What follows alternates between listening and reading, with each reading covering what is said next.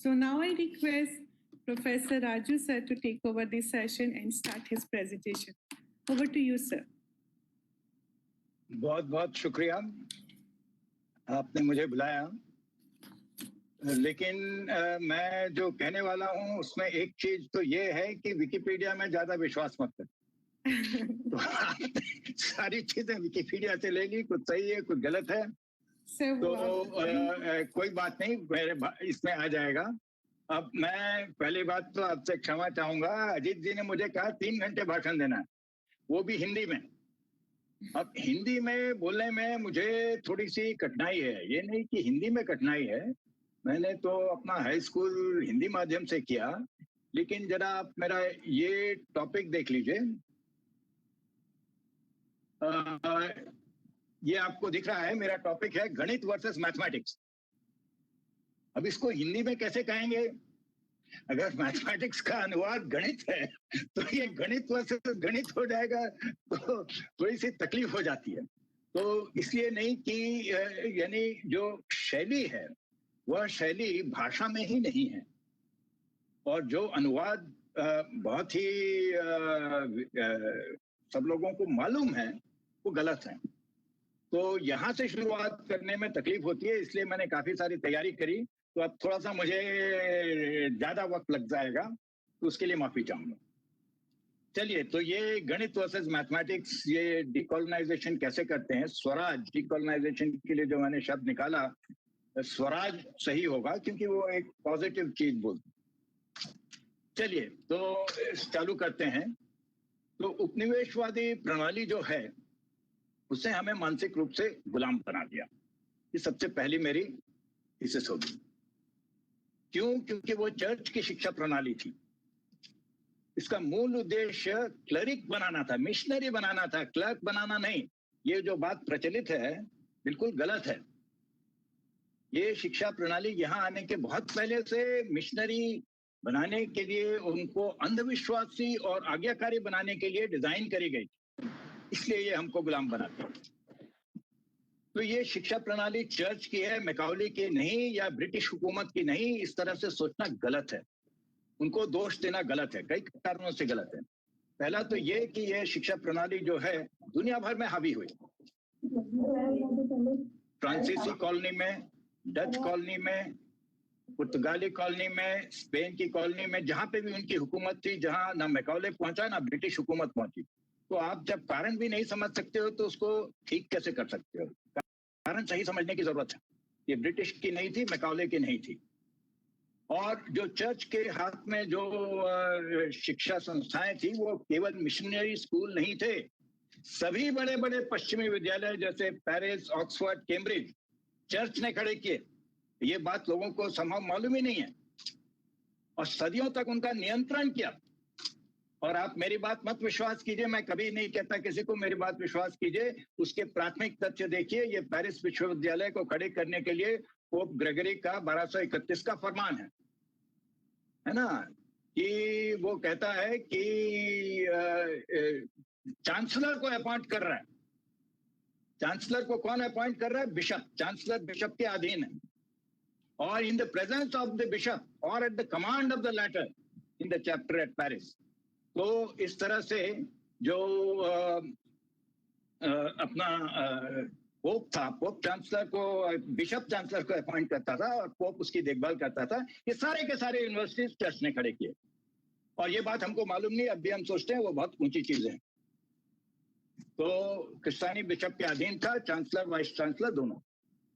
अब यह भी ध्यान रखें, और ये तो बिल्कुल प्रत्यक्ष बात है, कि शिक्षा प्रणाली कौन लाया? चर्च की संस्थाएं लाई हमारे लिए, सारे दुनिया में, खाली हमारे लिए, हमारे देश में नहीं, सारे दुनिया का प्रॉब्लम है। साउथ अफ्रीका में जाएं, साउथ अमेरिका में जाएं, कहीं पे भी जाएं, ये सब के सब जो है ये चर्च ने लाए हैं। और हमारा जो सबसे अच्छा विज्ञान का कॉलेज है दिल्ली में, सेंट स्टीफेंस, वो चर्च का है। ये सारी संस्थाएं चर्च की हैं। अब ये जो बोलते हैं कि विज्ञान और चर्च में अंतर्विरोध है, उन्होंने कभी सोचा नहीं कि चर्च हमारे लिए विज्ञान क्यों लाया, हमारे लिए खाली नहीं, सारी दुनिया में क्यों लाया? अपने आप का कत्ल करना चाहता था क्या? हारेगिरी करना चाहता था क्या? तो ये बात पहले ध्यान रखें। अब दूसरी बात, ये आत्मनिर्भरता पर आते हैं।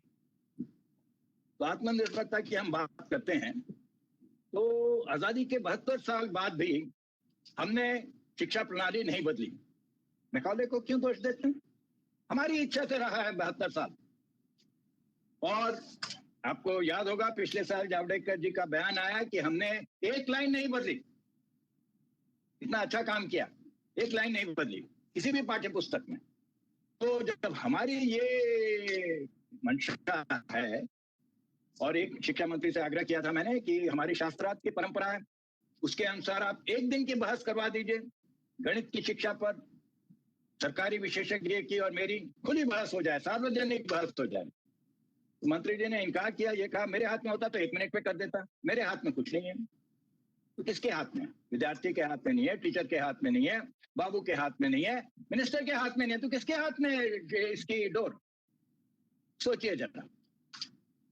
तो खैर जो भी स्थिति है, तो अभी आत्मनिर्भरता की बात कर रहे हैं, उसके पहले हमको एक कदम तो उठाना चाहिए कि हमने एक लाइन नहीं बदली 72 साल में, तो हम आत्मनिर्भर कहां से बनेंगे? पूरे के पूरे गुलाम रह गए। तो उसके बारे में सोचने से भी घबराते हैं। तो उसके लिए आत्मनिर्भरता दूर का ख्वाब है। तो आजादी के लिए पहला ठोस कदम तो उठाएं शिक्षा में। और उसके लिए क्या करना है? किसी एक विषय का एक अंश ही बदल दें। इतना तो करके दिखाएं। इतना कर सकते हैं तो आगे की चीज हो सकती है। तो मैं सिर्फ इतने तक बात करूंगा कि एक विषय का एक अंश बदलें। और ये पहला कदम किस दिशा में उठाना है? पहले हमको दुश्मन की चाल समझना जरूरी है। दुश्मन की चाल क्या थी? जो हमारे को जो शिक्षा प्रणाली आई, उसमें 2 लालच दिए हमको। ठीक है, एक लालच तो था कि नौकरी, बड़ी नौकरी मिल जाएगी, सरकारी नौकरी मिल जाएगी। और दूसरा लालच था विज्ञान, उसी के कारण हम टिके शिक्षा प्रणाली में। तो नौकरी तो ठीक सबको लगती है, लेकिन जो स्टेट है वो भी इसको सपोर्ट करता है, क्योंकि हमें विज्ञान चाहिए, तकनीकी चाहिए, और उसके लिए उस पर सब चीज खड़ी हुई है। तो कोई भी अगर हम बदलाव लाना चाहेंगे तो इनमें से एक से वास्ता होना जरूरी है, नहीं तो उस बदलाव का कोई असर नहीं होगा।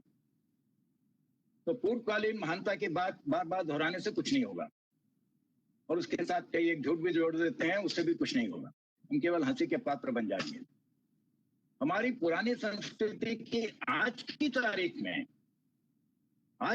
में क्या महत्व है, तो ये बतलाना जरूरी है कि contemporary value of ancient Indian culture. तो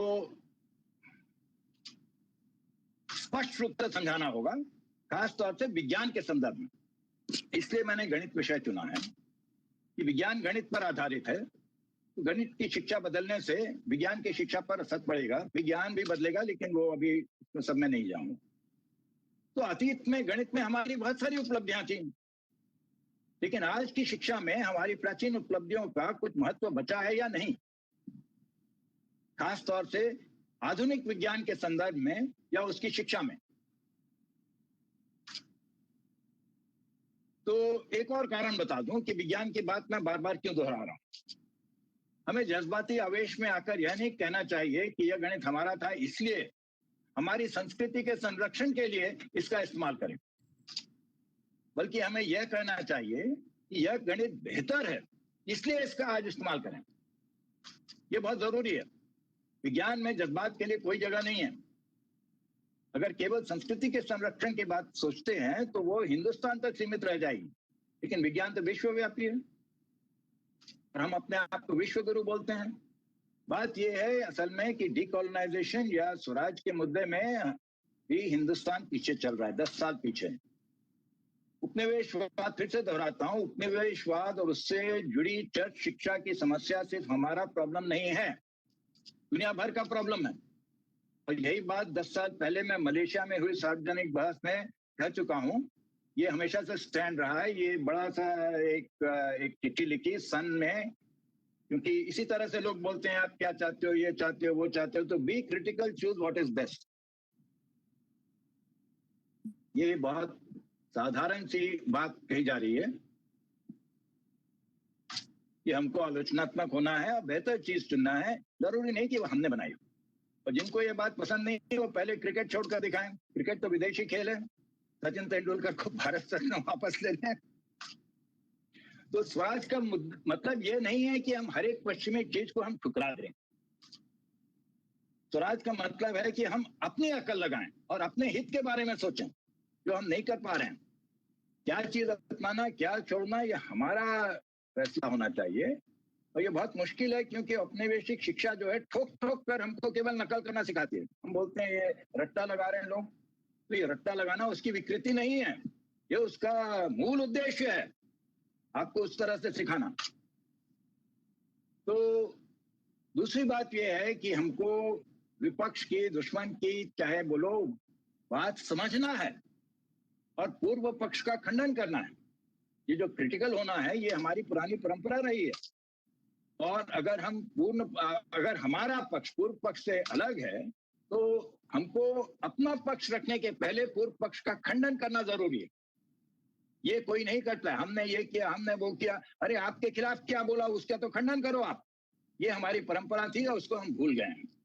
तो मैं वहीं से चालू करूंगा क्योंकि आजकल ये दिखाई नहीं देती है। तो एक और चीज कह दूं कि जो एक्सपर्ट लोग होते हैं बैठे हुए हैं वो हमको नहीं बता सकते कि ये इसका खंडन, इसका क्या किया जाए शिक्षा के बारे में, क्योंकि वो सबके सब वो कभी नहीं करेंगे पूर्व पक्ष का खंडन, क्योंकि वो उसी औपनिवेशिक शिक्षा से एक्सपर्ट बने हैं। तो ये जो बंद कमरे में एक्सपर्ट बैठ के डिसाइड करते हैं ये सही नहीं है, तो पारदर्शिता नहीं है। तो सामाजिक सार्वजनिक तौर पर अगर हम वाद विवाद करें, सबके सामने करें, उसी में पारदर्शिता है। और विदेशी विशेषज्ञ जो हैं और उनके चाहे पिट्टू हैं, उनकी बात हम आंख मूंद कर नहीं माने, वो गलती करते हैं। उनको छोटा सा उदाहरण दे देता हूं जल्दी से कि आज हम ईसाई कैलेंडर का इस्तेमाल करते हैं। क्यों करते हैं? क्या वो बेहतर है? नहीं है। लेकिन ये हमको एक कमेटी ने बताया, विशेषज्ञों की कमेटी ने बताया। और सरकार आज भी हिंदुस्तानी पंचांग भी बांटती है, लेकिन ईसाई कैलेंडर, ग्रेगोरियन कैलेंडर अहम है, क्योंकि आपके पासपोर्ट में, आपके आधार कार्ड में, आपके जो कुछ भी वोटर आईडी हो, जिसमें भी आता है आपका जन्मदिन, वो ईसाई कैलेंडर पर ही बताया जाता है। ठीक है। और ये न केवल एक बेकार कैलेंडर है, हमने कभी कंपेयर नहीं किया, कंपेयर करेंगे तो एकदम बेकार कैलेंडर पता चलेगा। तो इससे हमारी खेती को, अर्थव्यवस्था को नुकसान पहुंचता है। क्यों? क्योंकि हमारी खेती अभी भी बारिश पर टिकी है और ईसाई कैलेंडर बारिश का मौसम नहीं बताता है जैसा देशी कैलेंडर बताता है, सावन भादो तो सब जानते हैं। तो ये अलग बात है कि इस कैलेंडर में चर्च का फायदा है, क्योंकि हमारे दिमाग में कई सारे अहम ईसाई अंधविश्वास घुसा दिए जाते हैं। तो हमारा नुकसान होता है, चर्च का फायदा होता है। और हमने कभी सोचा नहीं हमारा क्या अच्छा, वो एक्सपर्ट ने बोल दिया वो सही होगा। और इतना भी मैं कहूं कि जो इस कमेटी में बैठे थे, कैलेंडर कमेटी में, वो ईमानदार विशेषज्ञ थे, बिके हुए नहीं थे जैसे आजकल दिख जाएंगे बहुत आसानी से। ईमानदार थे, लेकिन उन्होंने गलत बताया क्योंकि वो इसी औपनिवेशिक शिक्षा के शिकार थे। तो इस बारे में मामला थोड़ा टेढ़ा है, इसके बारे में सोचना जरूरी है। चलिए, तो गणित की बात चल रही है, अभी कैलेंडर की बात नहीं चल रही है। तो कैलेंडर तो एक उदाहरण था कि आप एक्सपर्ट्स की बात ना माने, जो कि वो औपनिवेशिक शिक्षा प्रणाली से सीखे हैं और बंद कमरे में बात करते हैं। तो सबसे पहले हम समझने की कोशिश करें कि बेहतर क्या है, हमारा प्राचीन गणित या औपनिवेशिक मैथमेटिक्स। जो मैंने कहा, सबसे पहले गणित बनाम मैथमेटिक्स की बात कर रहा हूं, तो गणित और मैथमेटिक्स अलग है। तो लोगों को अचरज होता है, ये क्या बात कर रहा है आदमी। कई साल पहले 2013 में कुछ भाषण दिया था पब्लिक, तो कुछ 4-5 जर्नलिस्ट ने गलत रिपोर्ट कर दिया। उनको गणित और मैथमेटिक्स के बीच में फर्क ही नहीं समझ में आया। तो इस पे बोल रहा हूँ, लिख रहा हूँ, और इस पे अभी एक किताब भी लिख रहा हूँ, पूरी की पूरी किताब, गणित वर्सेस फॉर्मल मैथमेटिक्स। तो इसका सारांश भी आप देख सकते हैं, ये एक आपको मिल जाएगा, गणित वर्सेस फॉर्मल मैथ। ये इसमें आप देख लें, इसमें अभी नहीं जाऊंगा। कहने का मतलब ये है कि सब कुछ इतने जल्दी में समझाना, एक व्याख्यान में समझाना मुश्किल है। तो 2-3 दिन पहले एक वीडियो भी रिलीज हुआ, उसको भी आप देख सकते हैं कि उपनिवेशवाद ने हमारी गणित की शिक्षा कैसे बदली है, उसके बारे में आज क्या किया जा सकता है। तो ये वीडियो है, ये देख लें, अभी अभी आया है, 2 दिन हो गए हैं। How colonial education changed our math teaching and what we can do about it today. तो एक उदाहरण के सहारे समझाता हूँ, पूरी सब महाभारत नहीं सुनाऊंगा। एंगल शब्द का हिंदी अनुवाद क्या है, किसी को मालूम है क्या? कोई कहेगा? मेरी आवाज सुनाई दे रही है? कौन? कौन? एकदम गलत। सब यही कहते हैं कौन, वो एकदम गलत है। अब वो गलत क्यों है ये मैं समझाता हूँ। इसलिए भाषा की तकलीफ होती है कि अगर हम छठी की एनसीईआरटी की किताब देखेंगे तो उसमें कौन शब्द की परिभाषा देखें, उसमें एक शब्द आता है उभयनिष्ठ। अब ये उभयनिष्ठ शब्द क्या है? डिक्शनरी में देखने जाओ तो मिलेगा नहीं, हिंदी की डिक्शनरी में तो मिलेगा ही नहीं, और संस्कृत की डिक्शनरी में भी नहीं मिलेगा। उभय मिलेगा, खाली निष्ठ मिलेगा अलग अलग। तो आप उसका मतलब जोड़ दो। तो यह शब्द अगर ऐसा शब्द है जो कि डिक्शनरी में नहीं मिलता है तो उसका वो कभी प्रयोग में था ही नहीं, और अनुवादक ने उसका आविष्कार किया। अब आविष्कार की क्या जरूरत पड़ी? क्या हमारे प्राचीन गणित में एंगल की कोई अवधारणा नहीं थी? थी, लेकिन अलग किस्म की थी। एंगल के लिए संस्कृत शब्द, सही संस्कृत शब्द चाप है, वही मिलता है सारे हमारे पुराने ग्रंथों में। कोई एंगल नहीं, कोण नहीं मिलता है। कोण तो 1723 के बाद आया, तो सम्राट जगन्नाथ ने अपनी किताब लिखी रेखा गणित पे, अनुवाद किया। तो फर्क क्या है? कोण जो है, या चाप जो है, वक्र रेखा से जुड़ा है, और यही आता है 400 साल पहले तक। जैसे कि अगर आप देखेंगे अपना आर्यभट्टीय भाष्य है नीलकंठ का, वो निहत्य चाप वर्गेण चापम तत्त फलानी च, ऐसा करके बोलेगा, सब चाप पे आता है। वक्र रेखा है, याद रखें। वक्र रेखा को नापने के लिए सुतली की जरूरत है, वही है शुल्ब। शुल्ब सूत्र की बात करते हैं, सुतली है, रज्जु है। वो कॉम्पास बॉक्स के कौन से उपकरण से नापेंगे? नापा ही नहीं जा सकता वक्र रेखा को। लेकिन हर एक विद्यार्थी के पास आज की तारीख में कॉम्पास बॉक्स होता है। तो जो ज्यामिति हम सिखाते हैं वो कंपास बॉक्स और सरल रेखा पर टिका है, शुल्ब सूत्र पर नहीं। तो हमारी जो शिक्षा है, गणित की शिक्षा, वो बदल दी है। ठीक है, पहले हम रज्जु गणित पढ़ाते थे और अब नहीं पढ़ाते। तो इससे फायदा हुआ या नुकसान, ये कहाँ पता चलेगा? इसने बताया आपको, बस बोला ये वैसे करते हैं इसलिए आप भी करो। अब मैं एक उदाहरण देता हूँ, छोटा सा उदाहरण। ये देखिए खेत है, इसकी जो मेड़ है टेढ़ी मेढ़ी है, दिख रही है आपको? ये टेढ़ी मेढ़ी मेड़ है। अब इसका मुझे क्षेत्रफल निकालना है, भाई टैक्स भरना होगा, कुछ फसल करनी होगी, तो हम क्या इस्तेमाल करेंगे? रस्सी इस्तेमाल करेंगे या कंपास बॉक्स आप लेके? क्या छोटे से कंपास बॉक्स की स्केल से नापोगे? अच्छा, उसकी विधि क्या है? टेढ़ा मेढ़ा क्षेत्र है, उसके क्षेत्रफल निकालने की विधि क्या है? या आर्यभट्ट समझाता है, हमारी स्कूली पाठ्य पुस्तक नहीं समझाती।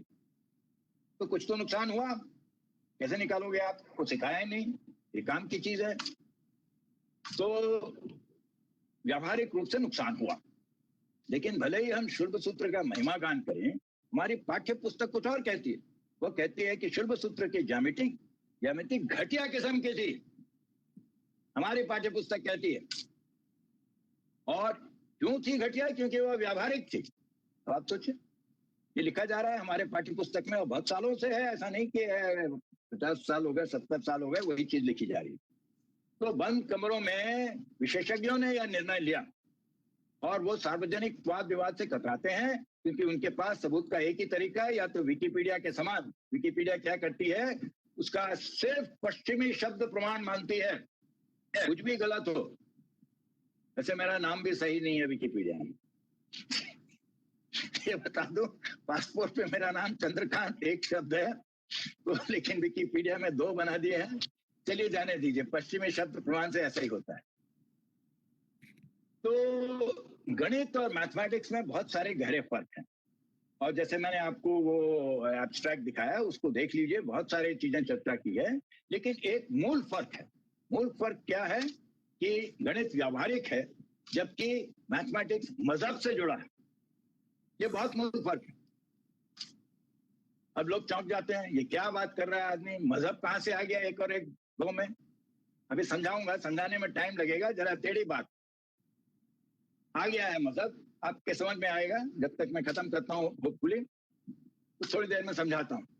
संक्षेप में क्या है कि मैथमेटिक्स शब्द की व्युत्पत्ति ही मजहब से जुड़ी है। कहाँ से होता है मैथमेटिक्स शब्द? उसकी एटिमोलॉजी क्या है? मैथेसिस से। मैथेसिस का क्या अर्थ है? लर्निंग। लर्निंग का क्या मतलब है? आप अफलातून देखिए, all learning is recollection of knowledge acquired in previous lifes. तो ये मिस्र की रहस्यवादी ज्यामिति से और अफलातून के ने मैथमेटिक्स को मजहब से जोड़ा। और इसको मेरी बात कभी ना माने, मैं कभी किसी को नहीं कहता कि मेरी बात मानो, सब चीज के लिए तथ्य होना चाहिए। और ये 2 मिनट में चेक कर सकते हैं, लेकिन हम इतने इंटेलेक्चुअली लेजी हो गए हैं कि हम चेक नहीं करते हैं। तो चेक कैसे करेंगे? प्राथमिक स्रोतों से। ये नहीं कि विकिपीडिया में जब गूगल किया विकिपीडिया चले गए। प्राथमिक स्रोतों से चेक करना जरूरी है। विकिपीडिया तृतीयक स्रोत है। तो गूगल में मेनो नामक संवाद को खोज करें, अफलातून का जो संवाद है मेनो, तो ये प्लेटो मेनो करें और वो आपको ले जाएगा MIT के इंटरनेट क्लासिक्स आर्काइव पर। ये है। अब इसमें क्या करना है, इसमें आप सर्च करें, Ctrl F करें और सर्च करें सोल के लिए। सोल तो मजहब से जुड़ी है ना, आत्मा। अब इसको तीसरी बार देखें। अब ये क्या है? अरे कहाँ गया तीसरी बार? The soul then, as being immortal and having been born again many times and having seen all things that exist, whether in this world or the world below, has knowledge of them all. ये सुकरात का dialogue हो रहा है। सुकरात कह रहा है, वो क्या समझा रहा है कि जो गुलाम लड़का है उसके पास में ज्यामिति का सहज ज्ञान कहाँ से आया? इसलिए आया कि उसकी आत्मा में था। और आखिर में कहता है, देखो मैंने प्रूव कर दिया है कि आत्मा होती है। देख लीजिए, विस्तार से देख लीजिए, बड़ा डायलॉग है, लेकिन ये मत सोचिए कि मैं कुछ फेंक रहा हूँ। आपको प्राथमिक तथ्य दिखाया है, तो कभी नहीं बताते हैं, आपको सिर्फ कहानी सुनाते हैं। तो ये आप ढूंढ के देख लीजिए। प्लेटो का मेनू है, ऑनलाइन सोर्स है, ओरिजिनल सोर्स है बेंजामिन जावेद का ट्रांसलेशन। कि सहज ज्ञान को आत्मा से और पुनर्जन्म से कैसे जोड़ता है प्लेटो। ये प्लेटो की पूरी थियरी, अफलातून की थियरी। बाद में चर्च ने प्रचार के जरिए इस फलसफा को तोड़ मरोड़ कर मैथमेटिक्स को अपनी हठधर्मिता से दूसरी तरह से जोड़ा। एक तरह से मजहब से प्लेटो ने जोड़ा, वो तो मैं मान भी सकता हूं, लेकिन चर्च ने जैसा जोड़ा वो दूसरे तरह से जोड़ा। ये थोड़ी देर में समझाऊंगा। तो इतना ही पहले बोलता हूं कि भाई यूक्लिड की कोई पुस्तक थी जिसे चर्च ने पाठ्य पुस्तक बनाया 700 साल तक। अभी हाल ही में छोड़ दिया है, कैम्ब्रिज में पाठ्य पुस्तक थी 20th सेंचुरी तक। तो हमने कभी नहीं पूछा कि भाई चर्च ने इसको पाठ्य पुस्तक बनाया, उससे चर्च का क्या फायदा हुआ? कैसे बना लेगी? अपना फायदे का सोचेगी ना। वो तो कोई थोड़ी ना ज्यामिति जाके करते थे, वो प्रचार करते थे। प्रचार के लिए क्या फायदा होता है? और अगर उनके फायदा होता है तो हमारा नुकसान भी हो सकता है। हमने सोचा ही नहीं। किसी विशेषज्ञ ने कह दिया, लिख दिया, हमने मान लिया। यूक्लिड की ज्यामिति पर चैप्टर है NCERT की किताब में, ठीक है। तो हो सकता है कि कैलेंडर के समान चर्च की पाठ्य पुस्तक के साथ चर्च के ईसाई मिथक और अंधविश्वास जुड़े हैं, ठीक है। तो मिथक देखते हैं, ठीक है। आसान है मिथक देखना, क्योंकि हिस्ट्री की बात है, फिलॉसफी की बात जरा टेढ़ी होती है, फलसफा थोड़ा कठिन होता है। तो हमारी नवी की पाठ्य पुस्तक कहती है कि हमारी प्राचीन ज्यामिति जो थी घटिया है। क्यों है भाई घटिया? पूर्व पक्ष जो है समझना चाहिए, उसका जवाब देना चाहिए। ये खाली कह के कि हम महान थे नहीं चलेगा। जो कहा है, जो हमारी किताब ने इतने सालों से कहा है, इतने सदियों से कहा है, उसका हमको जवाब देना जरूरी है। तो सही क्या है? नबी की पाठ्य पुस्तक आगे बताती है कि ग्रीक ज्यामिति उत्तम है क्योंकि वह निगमन पर आधारित है। यह है पूर्व पक्ष, और हमें उसकी नकल करना चाहिए, ये सिखाती है। सारा हमारा मैथमेटिक्स का जो सिलेबस है, करिकुलम है, उस पर आधारित है, ठीक है। तो उत्तम का, ये उत्तमता का जो दावा है, सही है गलत है बाद में देखेंगे, पहले जरा मिथक देख लें।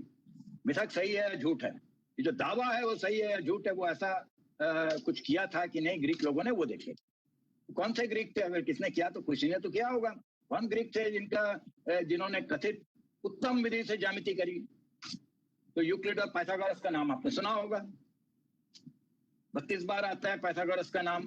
यूक्लिड तो पूरा एक चैप्टर है 9वीं में, और 10वीं की किताब में 32 बार आता है, तो बहुत बार दोहराया जाता है। ठीक है, तो आप मान लेते होगा, लेकिन आपके पास सबूत क्या है? मैंने आपसे कुछ कहा, मैंने आपको सबूत दिखाया प्राथमिक तथ्यों से। कौन सा सबूत है आपके पास? है किसी के पास? बताइए। तो आपको सबूत कभी नहीं सिखाया, खाली कहानी सुना दी। तो इसलिए मैं पूछ रहा हूँ, ये मिथक है कि इतिहास है? अगर इतिहास है तो हमको सबूत चाहिए, सबूत नहीं है तो मिथक है।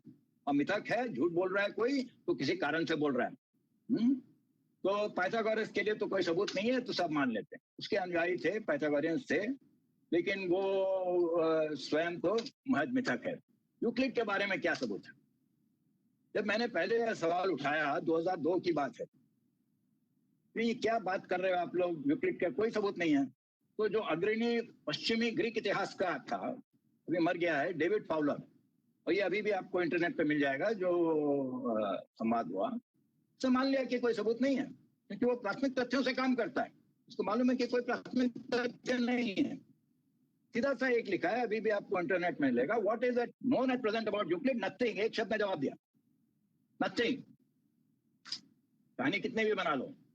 ठीक है, अब 2007 में एनसीईआरटी से पूछा, पहले एनसीईआरटी के चेयरमैन को बोला, डायरेक्टर को बोला, फिर उन्होंने हेड ऑफ द डिपार्टमेंट भेजा मैथमेटिक्स का, वो आया मेरे मीटिंग में। मैंने पूछा क्या सबूत है? बोला सबूत की क्या जरूरत है, हम तो कमेटी पे चलते हैं। आप सबूत को क्यों मांग रहे हो, हम तो कमेटी पे चलते हैं। तो ये है एनसीईआरटी का जवाब। अच्छा, 2010 में मैं सबसे तंग आ गया और प्राथमिक तथ्यों के आधार पर यूक्लिड के सबूत के लिए 2 लाख का इनाम का घोषित किया मैंने। और ये इसका वीडियो है, यूक्लिड एंड जीसस, आपको मिल जाएगा। और ये मलेशिया के जो डिप्टी एजुकेशन मिनिस्टर है उनके सामने किया, उस समय के डिप्टी एजुकेशन। अब 10 साल में कोई सामने नहीं आया सबूत लेके, क्योंकि सबूत है ही नहीं। तो हाल ही में किसी ने एनसीईआरटी से फिर से पूछा, यूक्लिड के लिए प्राथमिक तथ्यों से सबूत किया है? एनसीईआरटी ने कहा कि भाई कई पश्चिमी पुस्तकों में यूक्लिड का जिक्र है और यह सबसे पक्का सबूत है, आपको प्राथमिक तथ्य क्यों चाहिए?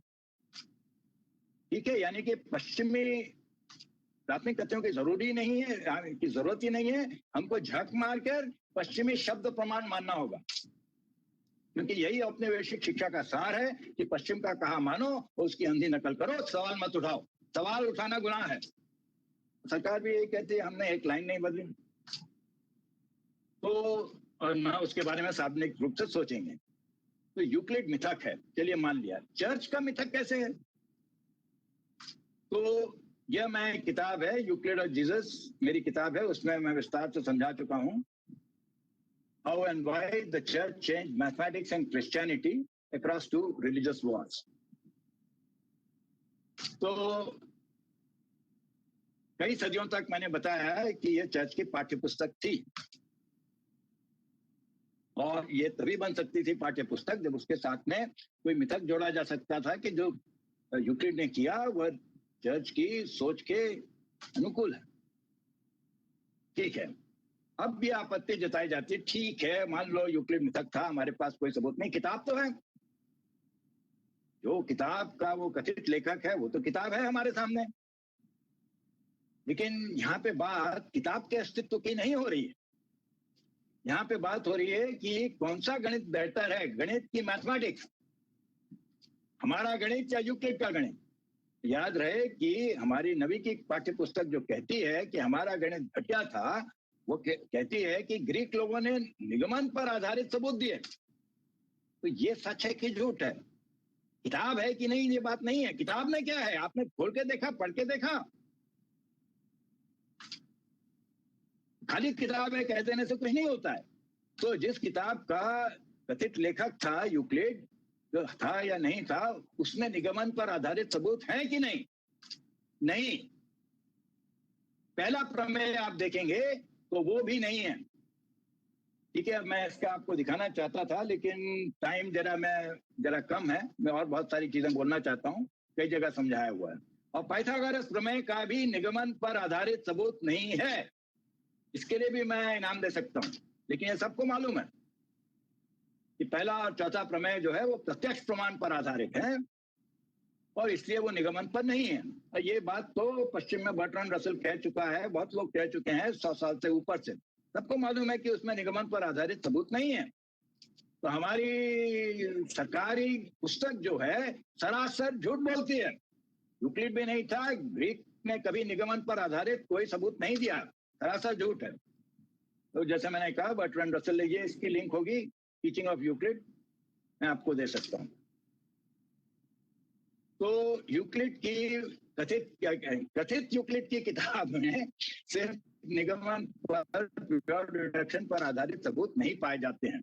लेकिन अब हम बहाना बनाते हैं। रसल ने भी कहा कि भाई ऐसा यूक्लिड का इरादा था। अरे भाई इरादे की क्या बात है, जैन लोग हमें बताते हैं कि इरादे के बारे में कुछ भी मनगढ़ंत बात की जा सकती है।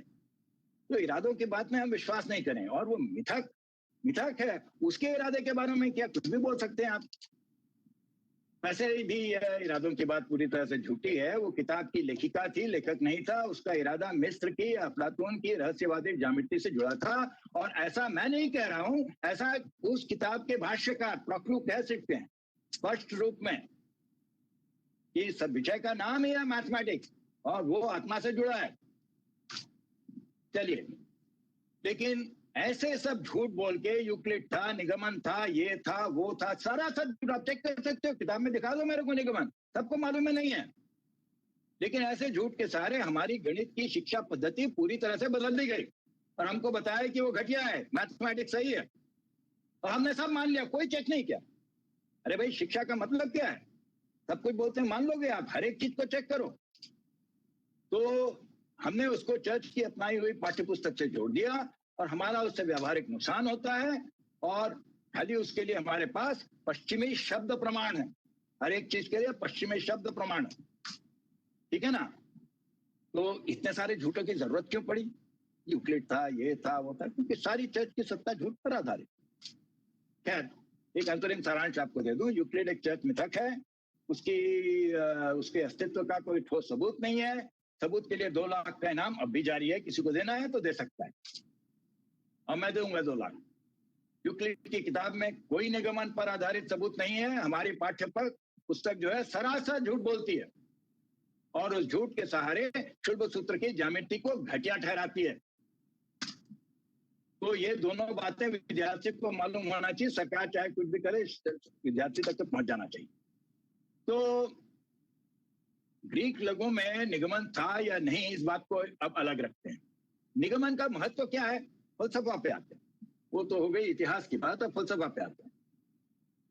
महत्व क्या है डिडक्शन का, मैथमेटिक्स में क्यों इस्तेमाल करना चाहिए, उत्तम क्यों है, ये सवाल उठा रहे हैं, ठीक है। तो पहली बात तो निगमन शब्द का, डिडक्शन शब्द का सही अर्थ समझे। हमारी पाठ्य पुस्तक छुपाती है सही अर्थ को, झूठ बोल रही है। और वो निगमन यानी हमने उसको एक हिंदी शब्द दे दिया, हिंदी का मुखौटा पहना दिया, उससे वो विदेशी विचारधारा हमारी नहीं बन गई। तो डिडक्शन जो है सिर्फ तर्क की बात नहीं है, ये झूठी कहती है किताब। क्यों नहीं है भाई? तर्क तो हिंदुस्तानी परंपरा में भी पाया जाता है, असली अरस्तु के पहले से। नकली अरस्तु था 12वीं सदी का, वो अलग बात, जो अरबिक ग्रंथों से आया। तो आर्यभट्ट ने कहा पृथ्वी गोल है, कदम के फूल के समान। चलिए, कैसे कहा? वो क्या अंतरिक्ष में गया अंतरिक्षयान में बैठ के? बिल्कुल नहीं। उसने जाके प्रत्यक्ष नहीं देखा, उसने अनुमान लगाया। और सब उसके अनुयायी भी कहते हैं भाई दूर के झाड़ दिखते नहीं है। अब देखोगे समुद्र में जाके तो जहाज जो है क्षितिज में विलीन हो जाता है, और क्षितिज गोलाकार है, इसलिए पृथ्वी गोल है। वैसे तो पाइथागोरस प्रमेय के भी सबूत हैं, तो उनमें भी तर्क के साथ साथ प्रत्यक्ष प्रमाण का भी उपयोग होता है। और मैं डिटेल में नहीं जा रहा हूं, अगर कोई देखना चाहेगा तो मैं बाद में बता दूं। और वही जो आपको मिलता है प्रत्यक्ष और तर्क, ये दोनों को जोड़ के, ऐसे यूक्लिड की किताब में भी सबूत वैसे ही हैं। तो हमारे इसमें खराबी क्या है? तो डिडक्शन में खराबी यह कही जाती है, पूर्व पक्ष बता रहा हूं, ये मेरा पक्ष नहीं है। पूर्व पक्ष है कि प्रत्यक्ष प्रमाण में चूक हो सकती है। अब ये सभी मानते हैं, हम भी मानते हैं, रज्जु सर्प का न्याय है कि रस्सी को आपने सांप समझ लिया, सांप को आपने रस्सी समझ लिया। कई बार गलती होती है, अगर लाइट कम हो तो। लेकिन फिर भी हम मानते हैं कि उसमें चूक हो सकती है। फिर भी सारे के सारे हिंदुस्तानी फलसफे प्रत्यक्ष प्रमाण को पहला प्रमाण मानते हैं। कोई भी ले लो आप, न्याय वैशेषिक ले लो, सांख्य योग ले लो, पूर्व मीमांसा ले लो, उत्तर मीमांसा ले लो, बौद्ध ले लो, जैन ले लो, लोकायत ले लो, सारे के सारे मत जो हैं प्रत्यक्ष प्रमाण को पहला प्रमाण मानते हैं और अनुमान भी मानते हैं, लोकायत को छोड़ के। लेकिन फिर भी हमारे विज्ञान भी प्रत्यक्ष प्रमाण को मानता है। और ये एक्सपेरिमेंटल मेथड जैसे मैंने बताया है, ये हिंदुस्तान में ही शुरू हुआ फ्रांसिस बेकन के 2000 साल पहले, पायासी सूत्र में मिलता है, दीर्घ निकाय के, उसकी नहीं बात करते। इसलिए मानते हैं कि चूक हो सकती है, लेकिन फिर भी वह सबसे विश्वसनीय प्रमाण है, प्रत्यक्ष प्रमाण। और इसको हम नकार रहे हैं, कह रहे हैं कि इससे अच्छा कुछ है निगमन, ठीक है ना। तो क्यों है अच्छा? ये यहां आ जाता है अंधविश्वास कि वो अचूक है, अचूक है, इनफैलिबल है। जैसे पोप इनफैलिबल है, पोप गलती नहीं कर सकता, ये भी नहीं, इसमें गलती नहीं हो सकती, इसलिए निगमन उत्तम है। ये है प्रत्यक्ष, ये है हमारा पूर्व पक्ष। और प्रत्यक्ष प्रमाण में चूक हो सकती है, इसलिए आप ये मान लो, ये कहते हैं। लेकिन इसलिए अचूक रखने के लिए मैथमेटिक्स में प्रत्यक्ष प्रमाण वर्जित किया जाता है, ऐसा कहते हैं। ऐसा होता है फॉर्मल मैथमेटिक्स में, आप एम्पिरिकल चीज नहीं ला सकते, प्रत्यक्ष चीज नहीं ला सकते, ठीक है ना। तो मैथमेटिक्स ने हमारे सारे के सारे फलसफे को एक साथ नकार दिया, कोई भी नहीं बचा। आपस में इन्होंने बहुत झगड़े किए, न्याय वैशेषिक और बौद्ध और जैन, लेकिन एक दूसरे को मारा नहीं, खाली बहस करी। लेकिन सब में प्रत्यक्ष मंजूर है और गणित में भी प्रत्यक्ष प्रमाण मंजूर है। तो ये अंधविश्वास क्यों है? ये डिडक्शन अचूक है, निगमन अचूक है, पूरी तरह से अंधविश्वास है। बहुत आसानी से आप देख सकते हैं, कई गलत सबूत छप चुके हैं, कोई कमी है क्या? यूक्लिड की किताब में ही देखिए, पहला प्रमेय जो है उसका प्रमाण निगमनात्मक माना, वो गलत था। और 700 साल तक दुनिया के, पश्चिमी दुनिया के सभी विद्वानों ने समझा नहीं कि ये गलत है, उनकी चूक हो गई, एक की नहीं, दो की नहीं, सबके सबकी। एक दिन नहीं, रस्सी और सांप में आपको फर्क करना है तो आप डंडा मारोगे, 1 सेकंड में पता चल जाएगा रस्सी है या सांप है। 700 साल लगे, क्योंकि जो दिमागी गलती होती है वो चलते जाती है। तो सभी पश्चिमी विद्वान छोटे से छोटा सा निगमन, पहला प्रमेय, सदियों तक उसमें चूक गए। और ये चूक खाली अतीत की बात नहीं है, आप बार बार अपने सामने देख सकते हैं। शतरंज का खेल पूरी तरह से डिडक्शन पर आधारित, निगमन पर, हमारे यहां से गया लेकिन अभी डिडक्शन पर आधारित। और उसमें अगर आप कोई गलती ना करें, एकदम सही खेलते जाएं तो कभी हार नहीं सकते, ड्रॉ हो जाए। लेकिन हर एक इंसान, दुनिया का कोई भी इंसान दिखा दीजिए, बड़े से बड़ा ग्रैंड मास्टर दिखा दीजिए, वह शतरंज में हर बार गलती करता है, एक बार नहीं, हर बार गलती करता है। अगर 100 में एक बार गलती नहीं करी तो बड़ा उसका लक हो गया, इसलिए वो हर बार कंप्यूटर से हारता है, हर एक बार गलती करता है। तो अचूक होना क्या, तो बार बार चूक होती है इसमें, और ये सब आपके सामने प्रत्यक्ष है। और वैसे भी बहुत सारे इसके खिलाफ चीजें बोली गई हैं। लोकायत ने कहा कि भाई अनुमान में गलती हो सकती है अगर आपकी मान्यता गलत है। तो उनकी कहानी है कि भेड़िए के पद चिन्ह किसी आदमी ने बना दिए। अब लोगों ने सोचा कि भेड़िया के थे, उन्होंने कहा भेड़िया आया था, और वो हंसता है उन पर, देखो कैसे मूर्ख हैं, पद चिन्ह तो मैंने बनाए, और ये सोचते हैं भेड़िए ने बनाए। तो गलत अनुमान, गलत मान्यता से चलेंगे तो गलत निष्कर्ष निकलेगा, ठीक है। एक्सियम्स और पोस्टुलेट आपके गलत है तो उससे गलत निष्कर्ष निकलेगा। और पश्चिमी फलसफा भी मानता है इसको, लेकिन सच को छुपाने के लिए उसको रिलेटिव ट्रूथ बोलता है, सापेक्ष सत्य। सापेक्ष सत्य क्या चीज है? सत्य होता है, झूठ होता है, सापेक्ष सत्य क्या है? तो सापेक्ष सत्य कुछ भी हो सकता है, कुछ भी बकवास सापेक्ष सत्य हो सकता है। और इसको डिमॉन्स्ट्रेट करने के लिए मेरा एक उदाहरण है कि हर एक खरगोश के 2 सींग होते हैं। लोग हंसते हैं, क्या कह रहा है आदमी? अभी मैं तो बता रहा हूं कि जो आपका निगमन है वो तो बार बार चूक करता है, तो मान्यता गलत है तो निष्कर्ष गलत होगा। मान लीजिए कि हर एक जानवर के 2 सींग होते हैं, गलत मान्यता है लेकिन उससे गलत निष्कर्ष निकलेगा। तो आप किसी भी गलत निष्कर्ष पर पहुंच सकते हैं। अब हम मैथमेटिक्स के एक्सियम्स को कैसे समझेंगे कि वो सच है कि झूठ है? ये तो आप समझ गए, खरगोश को आप देख सकते हो, आप देख सकते हो जानवर है जिसके 2 सींग नहीं है। मैथमेटिक्स में कैसे समझ में आएगा सच है कि झूठ है?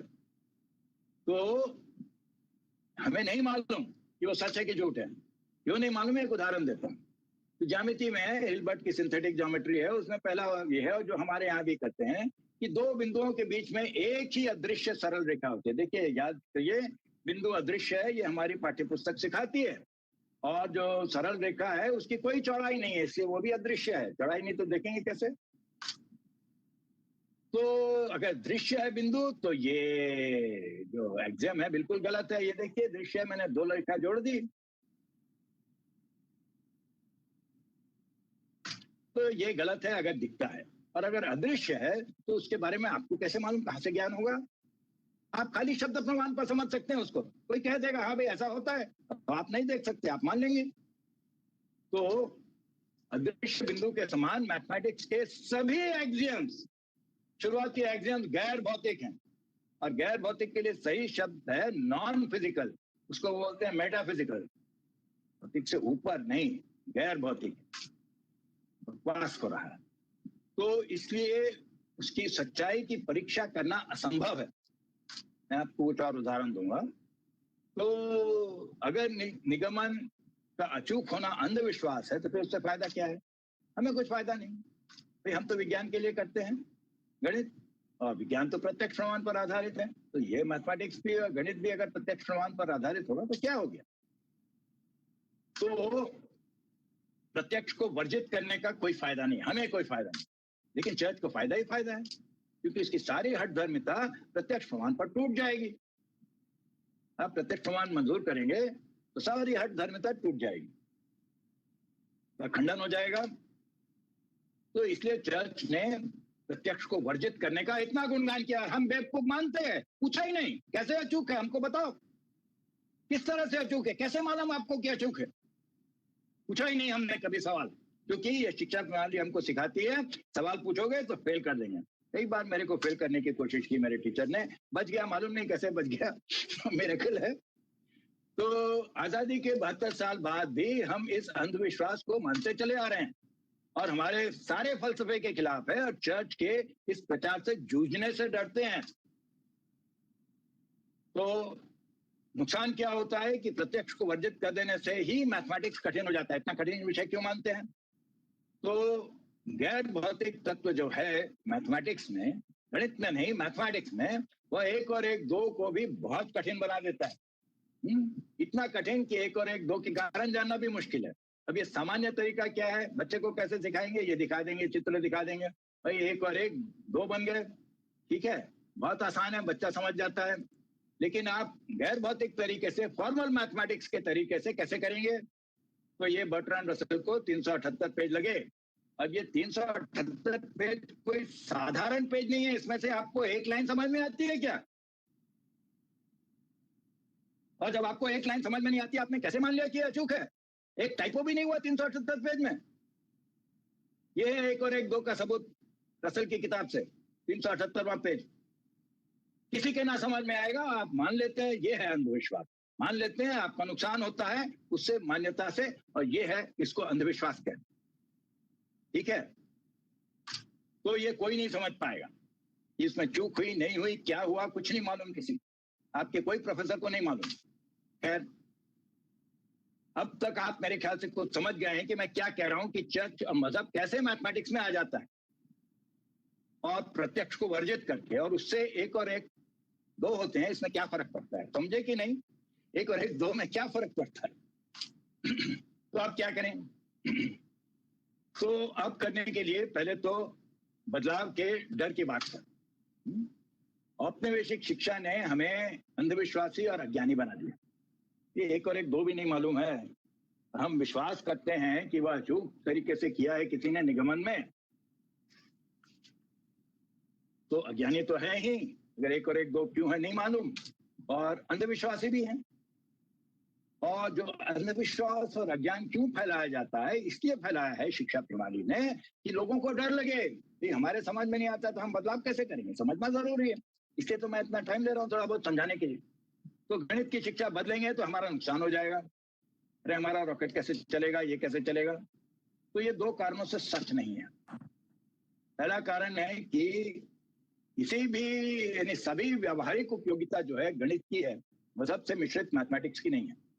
मेटाफिजिक्स का व्यवहारिक प्रैक्टिकल चीज से कोई लेना देना नहीं। किराने की दुकान में जाओगे, आपको एक और एक दो का गैर भौतिक सबूत 378 पेज का नहीं है, कोई काम नहीं आएगा।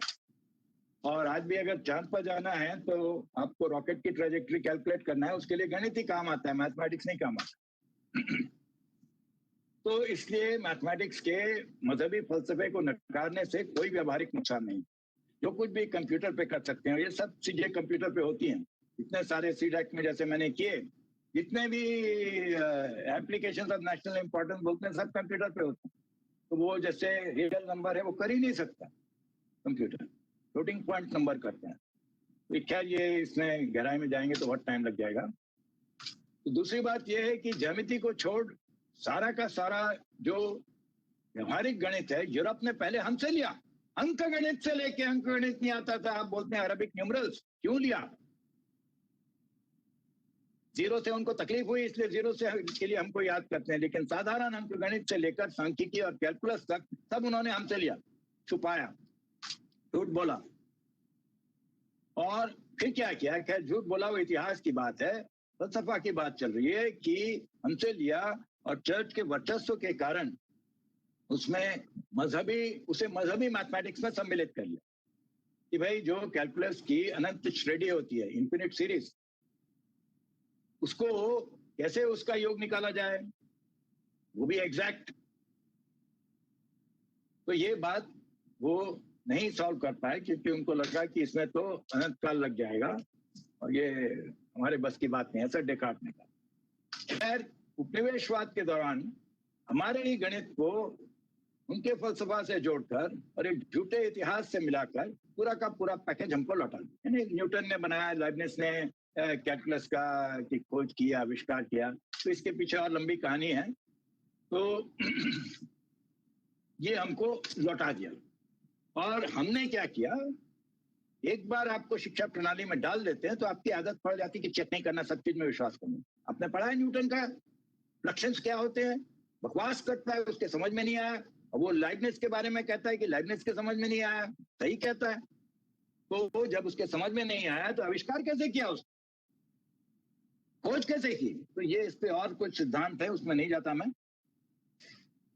खाली हमने सब मान लिया, कुछ देखा नहीं, सोचा नहीं, किसी के बारे में सबूत नहीं। कहानियां आई कहानियां, कहानियां आई कहानियां, एक कहानी के साथ दूसरे कहानी से जुड़े हैं, किसी का सबूत नहीं।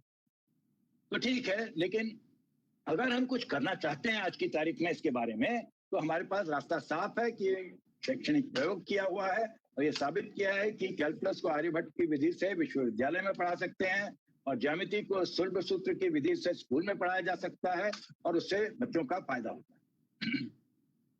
तो कैलकुलस बहुत जरूरी है क्योंकि सारा हमारा विज्ञान, सारी हमारी टेक्नोलॉजी उस पर टिकी है। तो इस पे मैंने एक किताब तैयार करी थी, ये है किताब का नाम cultural foundations of mathematics and the transmission of calculus from India to Europe in the 16th century. Pearson की किताब है, मिल रही है, ये चाहे किसी की निकाली। खैर आर्यभट्ट ने बनाया, 1000 साल में इसको आगे बढ़ाया उसके अनुयायियों ने। और 16वीं सदी में कैसे गया वो यूरोप? कोची में इनके मिशन बैठे थे, जेसुइट का कॉलेज बना हुआ था, उन्होंने इसका अनुवाद करके यूरोप भेजा। किस चीज का अनुवाद करके, ये देखिए। अब ये आपको क्या दिखता है, ये संस्कृत का श्लोक है, श्रेष्ठम नाम वरिष्ठानाम हिमाद्रि वेद भावना। ये कहाँ गया कैलकुलस इसमें? तो ये चीज जो है इसका उन्होंने अनुवाद किया, बताता हूँ। तो इसमें त्रिकोणमितीय मान, त्रिकोणमिति गलत शब्द है, वृत्तमिति होना चाहिए, लेकिन आपको ये शब्द मालूम है। मैं हर एक बार आपको कोई भी शब्द इस्तेमाल करूंगा, पहले शब्द पे एक भाषण दूंगा तो बहुत टाइम लग जाएगा। तो साइन वैल्यूज, ये साइन वैल्यूज कैसे हैं? ये सेक्साडेसिमल सिस्टम है। सेक्साडेसिमल सिस्टम में मिनट, सेकेंड, थर्ड, कला, विकला, तत्परा। तो एक एक जो है, श्रेष्ठम नाम वरिष्ठा नाम, ये संस्कृत का शब्द, संस्कृत का फ्रेज नहीं है, ये नंबर है। और ये 3 नंबर हैं और उसके सहारे हमको साइन टेबल मिलता है। ये साइन टेबल तो आप पहचानेंगे नहीं, तो आपको दूसरा दिखाता हूँ, ये कब तक है, दशमलव स्थान कितने हैं, कहाँ तक सही है, ये है टेबल। तो ये जो साइन वैल्यूज थे, ट्रिग्नोमेट्रिक वैल्यूज थे, ये बहुत एक्यूरेट। अब यूरोप में इसकी बहुत जरूरत थी, क्योंकि उनके जितने भी उनका जो सपना था कि बहुत अमीर हो जाए, बहुत गरीब था उस जमाने में ये, तो उसपे वो सब विदेश से लाते थे।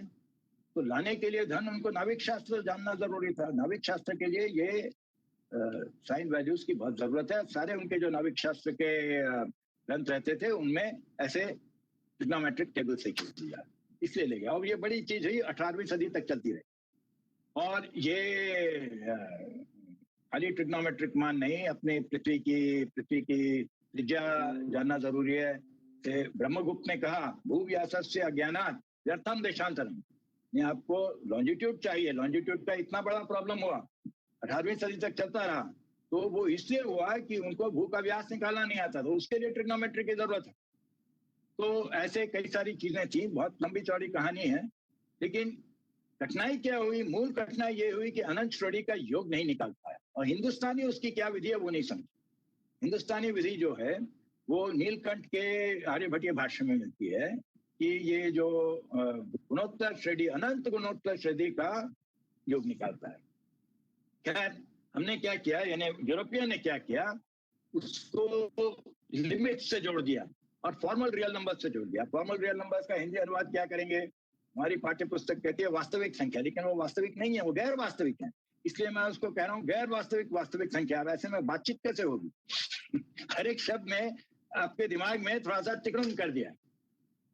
तो ये आज 11वीं और 12वीं में पढ़ाया जाता है, ये वास्तविक संख्या क्या है, लेकिन वो बहुत कम लोग जानते हैं। मैं पढ़ा चुका हूँ, MSc लेवल पे पढ़ा चुका हूँ, लेकिन किसी के नहीं समझ में आता है। और ये दर्शाने के लिए कि किसी को नहीं आता है, एक केप टाउन में बहस हुई थी डीकोलोनाइजेशन पे, यूनिवर्सिटी ऑफ केप टाउन में। वहां पे मैंने चैलेंज दिया था, prove 1 + 1 = 2 in formal real number. इसका मैं हिंदी में अनुवाद नहीं कर सकता, वो ऐसा सब बोलूंगा गैर वास्तविक वास्तविक संख्या, तो किसी को कुछ समझ में नहीं आएगा। तो अंग्रेजी में बोल रहा हूँ। रियल नंबर नॉट इंटीजर्स और नेचुरल नंबर, जो आपने बर्ट्रांड रसेल का देखा था वो नेचुरल नंबर्स के लिए था, कार्डिनल नंबर्स के लिए था। और इसको उसी के समान फर्स्ट प्रिंसिपल से प्रूव करें, यानी कि आप एक्सियोमेटिक सेट थियरी का कोई भी रिजल्ट नहीं मान सकते, करके दिखाइए। आपके प्रोफेसर को चैलेंज है, हिंदुस्तान भर के प्रोफेसर को चैलेंज है, दुनिया भर के प्रोफेसर को चैलेंज है। पूरा का पूरा लिख के दिखाइए, 1000 पन्ने लग जाएंगे, 378 पेज, बात कम है। तो ये चैलेंज, इसके लिए भी मैं इनाम कर सकता हूं, लेकिन वो नहीं होता। और आपके लिए नहीं है ये चैलेंज। बड़ी बड़ी संस्थाएं जो है अपना TIFR और इंडियन इंस्टीट्यूट ऑफ साइंस और इंडियन स्टैटिस्टिकल इंस्टीट्यूट, उनके मैथमेटिक्स के प्रोफेसर के लिए, ठीक है। जो मेरे दोस्त हैं इंडियन स्टैटिस्टिकल इंस्टीट्यूट में, तो मान लेते हैं कि हमको नहीं आता, क्योंकि उनको मालूम है क्या है एक्सियोमेटिक सेट थ्योरी, कितनी कठिनाई है, क्या है रियल नंबर्स की बात, इसको मालूम ही नहीं। वो सोचता है क्या बात है। खैर, लिमिट की कोई व्यवहारिक उपयोगिता नहीं है। ये मैंने बता दिया आपको, लिमिट के बगैर इन्फिनिट ज्योमेट्रिक सीरीज का, ये गुणोत्तर श्रेणी का, अनंत गुणोत्तर श्रेणी का उसने योग निकाला, लेकिन उसको समझाने में थोड़ा टाइम लगेगा। तो लिमिट ही कैलकुलस को बहुत कठिन कर देता, तो समझ में नहीं आता है क्या है टेंजेंट, क्या है नहीं आता। पूछो कि टेंजेंट लाइन क्या है, जस्ट टचेस द कर्व बोलेंगे। अरे काहे का, ऐसा थोड़ी ना होती है, ये थोड़ी ना डेफिनेशन है, गलत डेफिनेशन, गलत परिभाषा है। तो आर्यभट्ट की संख्यात्मक विधि डिफरेंशियल इक्वेशन सॉल्व करने के लिए, इसको कि आज के जमाने में ऑयलर मेथड कहा जाता है, तो सॉल्विंग डिफरेंशियल इक्वेशन, सारे के सारे जो बड़े चीज हैं, जो विज्ञान में, तकनीकी में, आप ऑयल निकाल रहे हो, आप स्पेस में जा रहे हो, कुछ भी कर रहे हो, वो सब डिफरेंशियल इक्वेशन पे आधारित। तो ये इसके लिए काफी है। तो वो संख्यात्मक विधि से होते हैं। अगर आपको रॉकेट भेजना है, नासा को भेजना है, हमारे इसरो को भेजना है, तो वो संख्यात्मक विधि से उसकी ट्रैजेक्टरी कैलकुलेट करेंगे, उस पर कुछ सबूत नहीं करेंगे, उसको ब्रह्मगुप्त के अव्यक्त गणित से जोड़ देते हैं।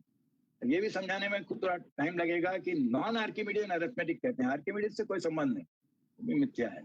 अव्यक्त गणित जो है ब्रह्मगुप्त का, उससे जोड़ते हैं और शून्यवाद के फलसफे से जोड़ते हैं। और ये करने से हमारा जो अनंत श्रेणी है उसका मान निकल जाता है, सब कुछ हमारा हो जाता है, और भी आगे फायदे होते हैं। तो सब इतना नहीं समझा सकता, लेकिन खाली आपको ये बता दूं कि 1 दशक से दुनिया में कई जगह कैलकुलस सिखाया मैंने। तो ये शुरुआत करी 10 साल पहले, 10 साल से ज्यादा हो गए, सारनाथ में 2009 की है। तो वहां पे दिखाया कैलकुलस विदाउट लिमिट्स, मलेशिया में करी, इस पे लेख छपे हुए हैं, 4 ग्रुप के साथ करी, एक पोस्ट ग्रेजुएट ग्रुप भी था, ईरान में सिखाया, ये अंबेडकर यूनिवर्सिटी दिल्ली में सिखाया। देखिए कितने खुश हो गए बच्चे हमारे को कैलकुलस समझ में आ गया। एसडीटी यूनिवर्सिटी में सिखाया 2017 में, वहां पे भी बच्चे बहुत खुश हो गए थे। और ये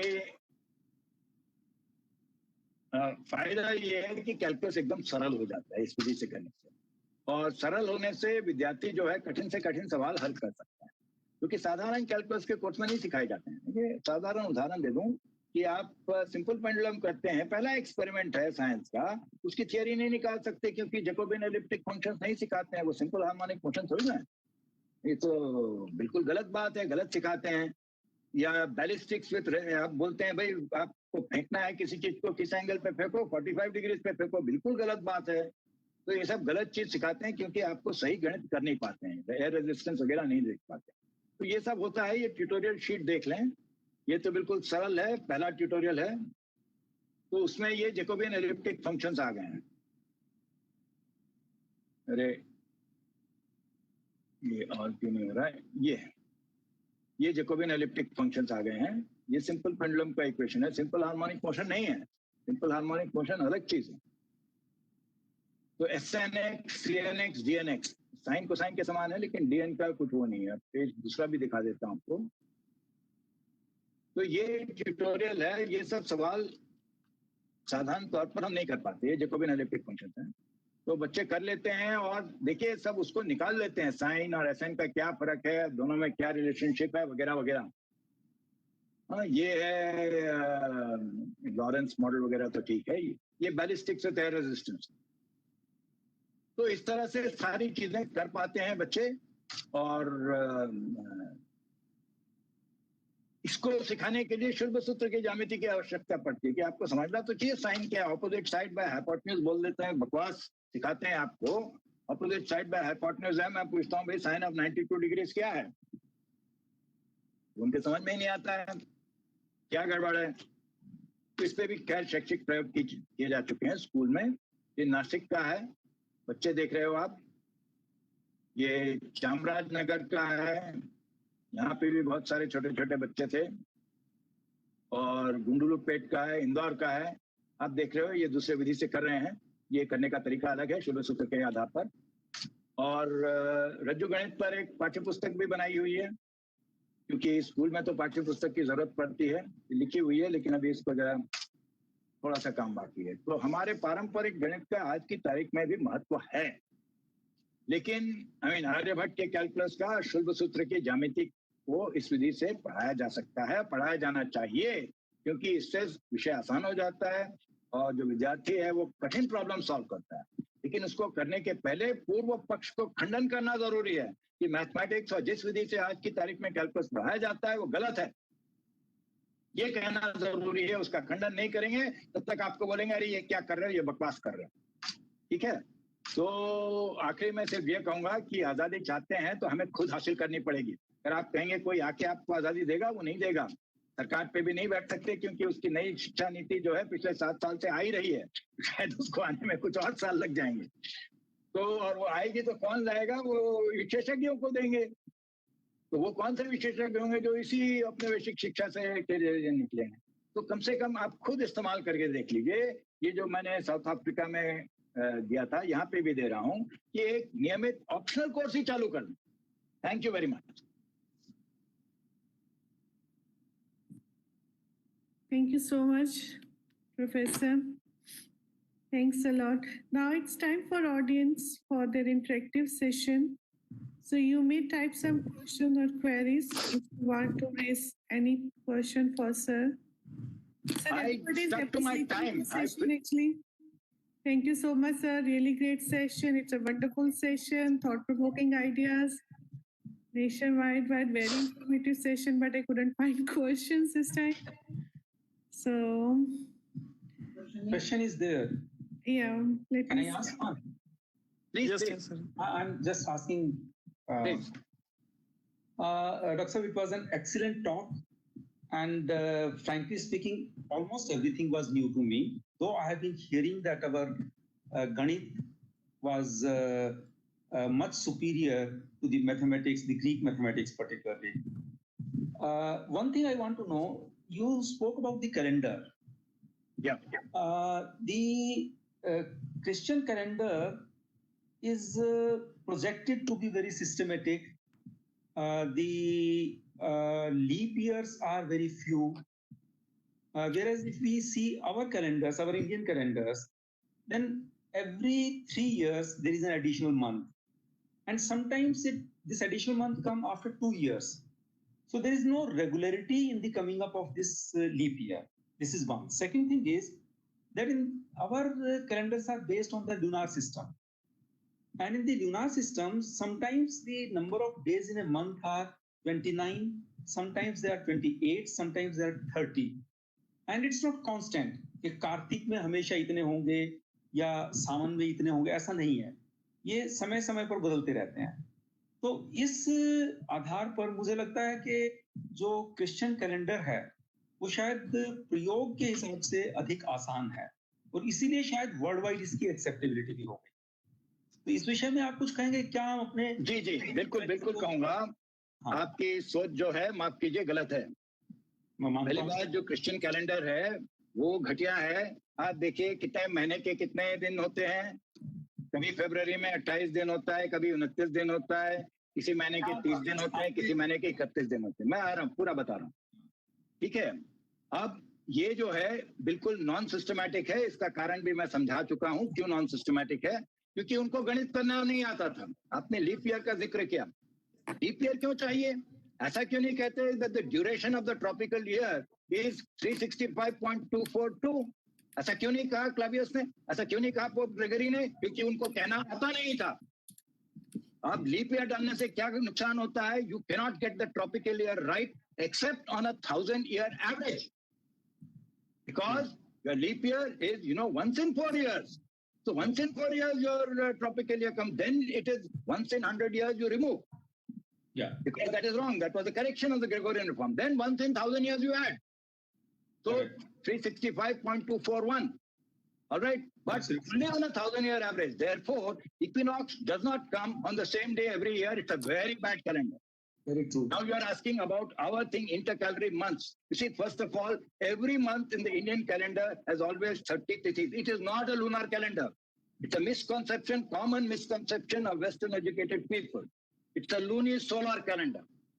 And this is the real problem with the calendar. You want to align the month with the year. And they are incommensurable. Because they are incommensurable, you are not able to align them. And that was the problem that the Gregorian calendar had, that the Roman calendar had, the Julian calendar had, and so on. So it does it very systematically. It always has 30 tithis. A tithi is a lunar day. And by definition, it is the time that it takes for the distance between the sun and moon to increase by 12 degrees. Therefore, by definition, it will always be 30 tithis. Now, there may be tithis which disappear, there may be tithis which are in excess, there may be intercalary months, but they are done very systematically. And they are very accurate. So the sidereal year, we use the sidereal year, not the tropical year. The sidereal year was stated accurately by Aryabhat long back, even at that time. When before even the Julian calendar was accepted as the Christian calendar, the 4th century. So at that time, this was known accurately. So even in those days, it was known to be a bad calendar. And today it is a very bad calendar.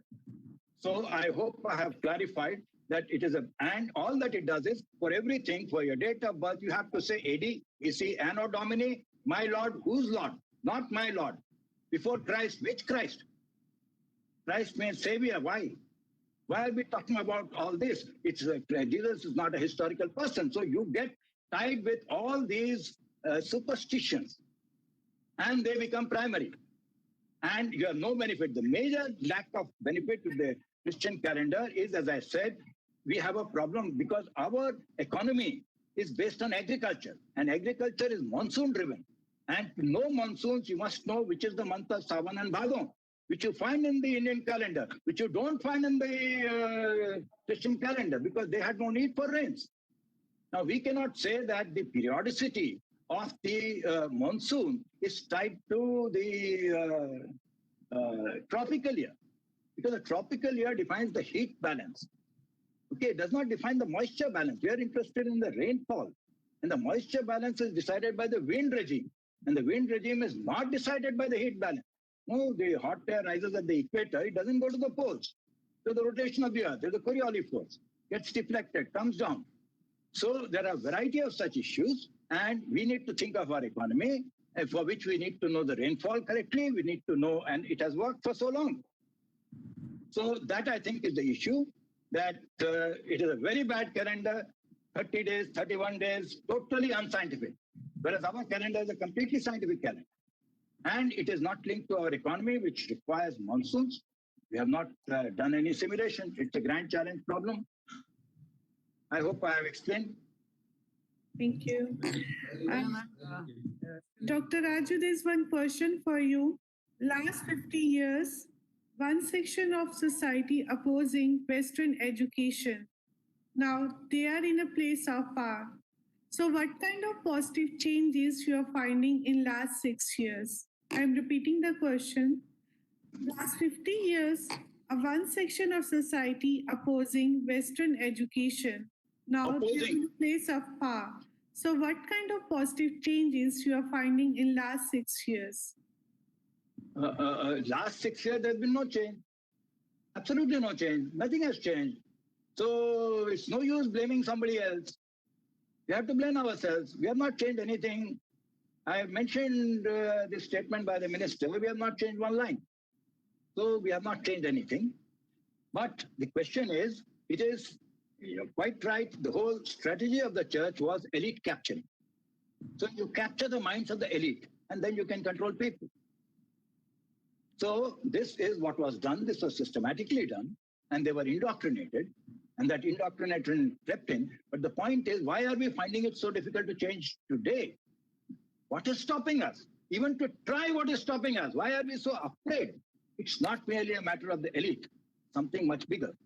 As Macaulay said, you want it for science, our science is superior. We never examined it. We never examined the false history. Newton invented calculus. We never examined it. So there are a whole lot of things that are tied up, and we are worried.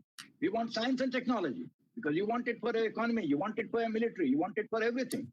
And you are worried. Everybody in the world is worried. It's not just us. It's not our problem. Don't please think of it so locally. Decolonization is a worldwide issue. Okay, everywhere, whether if you're going to go to South Africa, go to South America, go anywhere you like, everybody wants science and technology, and they are afraid you change it, you lose track of the system. So decolonization is a global problem, but we need to understand that this is all full of superstitions, and we need to reject it, and we need to know that practical value comes from something else. So we need to demonstrate it, we need to start teaching it. That's the submission that I make. Yes, please. I'm sorry if I took so long. Yes, go ahead. So can I more questions I can take. Question? Yeah, there's somebody asking a question. Yeah, please. That came on the chat. Should I read the chat or somebody's raising the Yeah, they can ask better. Hello. Okay. Hello. Okay, Dr. Yes, please. Kumar is there. Yeah. Point sir, बहुत ही अच्छा ऐसे आपने topic को Little louder, please. Can't hear you. Sir, am I audible? Hello. No, still louder. Hello. हाँ, जरा जोर से बोलिए, चिल्लाइए, डायरेक्ट आवाज आ जाएगी. जी सर, पहली बात तो बहुत ही अच्छा लेक्चर लगा और आपने ऐसे टॉपिक को आज एक उठाया है जो कि रियली बहुत दबा हुआ टॉपिक है. और मैं एक चीज़ इसमें आपसे बात पूछना चाहता था कि जो हमारे कॉम्पिटिटिव एग्जाम्स होते हैं खासतौर पे, चाहे वो स्टेट लेवल हो या सेंट्रल लेवल हो, उसमें भी जो स्टूडेंट्स तैयारी करते हैं और मैथमेटिक्स का जो पोर्शन वो पढ़ते हैं, जो हमारे एजुकेशन सिस्टम पे पढ़ाया जाता है वो बहुत क्लियर रहता है कि इससे ना तो स्क्वायर फास्टली कैलकुलेट कर सकते हैं फास्टली. तो उनको भी जो कॉम्पिटिटिव कोचिंग सेंटर्स हैं वो इस चीज़ का एडवांटेज लेते हैं और वो वैदिक गणित से कई चीज़ें निकाल के पढ़ाते हैं उनको. तो क्या कारण है सर कि हम अपने जो कन्वेंशनल एजुकेशन सिस्टम है इस चीज़ को इम्प्लीमेंट नहीं कर पा रहे हैं, कोचिंग सेंटर्स पढ़ा रहे हैं वैदिक गणित से निकाल. अच्छा, आपका पूरा सवाल तो मुझे सुनाई नहीं दिया. मैं एक दो चीज का जवाब दे देता हूँ कि आपने जो कहा कॉम्पिटिटिव एग्जाम, हमारे लिए शिक्षा का अर्थ ये है, ज्ञान नहीं है. हमको कंपटीशन पास करना है क्योंकि हमको भर्ती होना है कहीं और हमको नौकरी पाना है. तो कॉम्पिटिटिव एग्जाम किस पे डिसाइड होता है? वो आईआईटी का जो सिलेबस है उस पे डिसाइड होगा, है ना. तो आईआईटी में जब तक इस तरह का करते जाएंगे तो हम भी करते जाएंगे। ये बात अपना सीपी स्नो बोल चुका है टू कल्चर्स के बारे में, कैसे कैम्ब्रिज कंट्रोल करता था सारा मैथमेटिक्स का सिलेबस। सर एक तो हेलो, हाँ, मैं कंप्लीट कर दूं। मैं वैदिक मैथमेटिक्स के पक्ष में नहीं हूँ, क्योंकि ये जो वैदिक मैथमेटिक्स बोलते हैं ये हमारे वेद में नहीं पाया जाता, और हमें सच्चाई पे चलना जरूरी है, नहीं तो ये सब टूट जाएगा बुरी तरह से। तो और उसके कोई एडवांस चीज नहीं होती है। अभी कैलकुलस में क्या सीखते हैं आप, आईआईटी के एंट्रेंस में जाएंगे तो बस इंटीग्रेशन डिफरेंशिएशन के ट्रिक सीखते हैं, तो क्या फायदा होता है? तो इसका उपयोग होता है कहीं? आपको कुछ करना है तो संख्यात्मक विधि से करना है। अब वो पूरा थियरी भी नहीं सीखते हैं, खाली थोड़ी सी ट्रिक सीखते हैं। अब मैं ये दिखाता हूँ अपने कोर्स में कि उस ट्रिक का कोई वैल्यू नहीं है। तो मेरे स्टूडेंट ने कहा कि एक आप कंप्यूटर सॉफ्टवेयर आपका सब निकाल के दे देगा, क्या करने की जरूरत है? क्यों इसको रट्टा मारने की जरूरत है? क्यों इसके ऊपर इतना तरसने की जरूरत? तो वो लड़के ने कहा मेरी इतनी जिंदगी बीत गई ये सब सीखने में, और ये ब्रह्मास्त्र है, तो आपको वो ट्रिक सीख के क्या फायदा होगा? कोई फायदा नहीं है ना, खाली ये कंपटीशन करना है और उसके लिए हमको करना है, और हम ज्ञान नहीं चाहते हैं। सब जगह कोचिंग क्लासेस में ठोक ठोक के सिखाते हैं ज्ञान की कोई जरूरत नहीं है, कंपटीशन पास करना है, और कंपटीशन में जो पूछते हैं वैसा करो आप। तो ये जो बात है इससे हम गुलाम हो गए हैं, क्योंकि कोई कुछ सवाल ही नहीं उठा सकता। तो आपको ये सोचने की जरूरत है कि शिक्षा का अर्थ क्या है। आपको नौकरी देना है तो फिर आप नौकरी लो, आप उनके गुलाम बन जाओ। क्यों आप ज्ञान के पीछे आ रहे हो? ये ज्ञान की बात हो रही है यहाँ कि आपको अगर कुछ करना है वाकई में, हाँ, आपको अगर, जैसे हमने जब कंप्यूटर बनाया तो हमको नए विधि से करना था, कोई कर ही नहीं पाया। हमने इतनी तनख्वाह देते थे, कोई मेरे को एक मैथमेटिशियन नहीं मिला सारे देश में क्योंकि ढंग से कर सकता था कुछ। पूरी उनकी मती मारी गई सबके सब। तो ये प्रॉब्लम होता है जब आप कुछ करना चाह रहे हो, आप खाली नकल करना चाहते हो, ठीक है उनकी टेक्नोलॉजी 10 साल के बाद हम ले लेंगे, खुश हो जाएंगे, ले लो आप, वो अलग बात है, ये अलग बात है। Somebody has a question. Professor Sheila Mishra is with us. She wants to raise one question. I request Professor Sheila Mishra, please raise your question. Thank you so much. Am I audible? Yes, ma'am, very much. Very clearly. Yes, ma'am.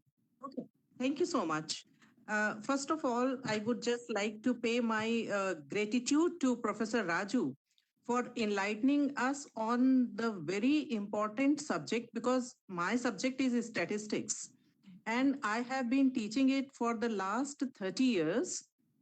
And yesterday we had a training program, and one of the professor, he was giving the history of statistics to all the students from all over the world, you can say, because it was through online. And then he started telling it is the Fishers who is father of statistics. And it is Mahalanobis who is father of Indian statistics. So, sir, can you do us a favor?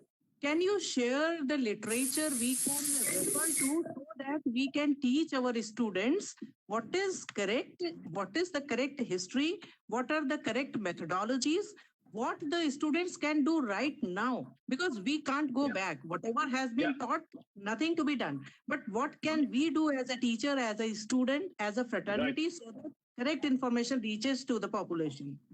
Right. So your video is off. Yes, sir. Put it on. Yeah. Connectivity issue. I'm having Okay, fine. Yes. So I would like to say, first of all, I wrote an article on this quite some time back. It is called Probability in Ancient India.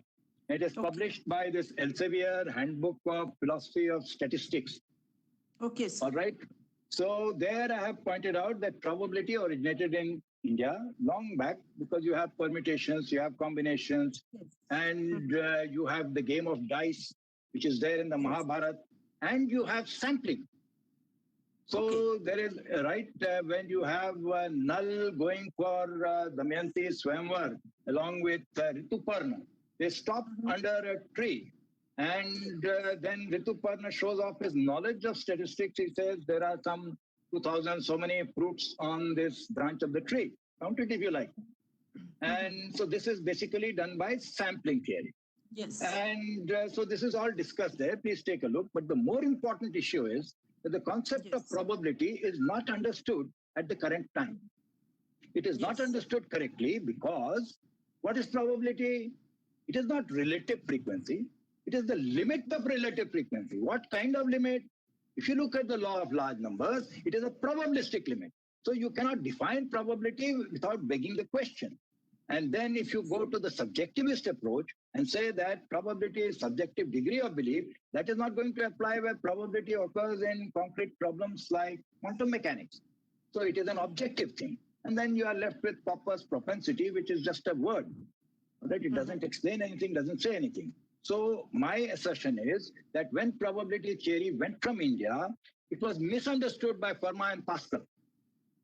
All right. And nobody could give a definition of it. Just like calculus was misunderstood, probability was also misunderstood. Therefore, we don't have a proper definition of probability.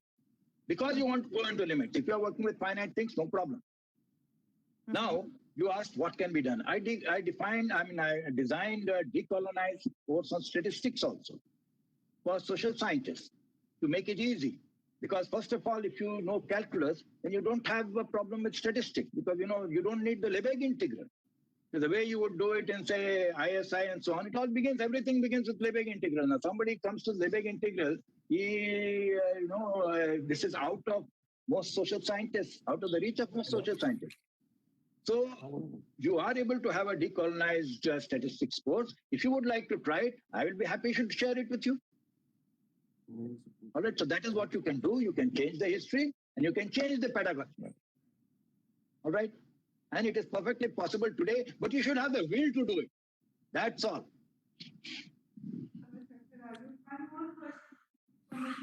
Yeah.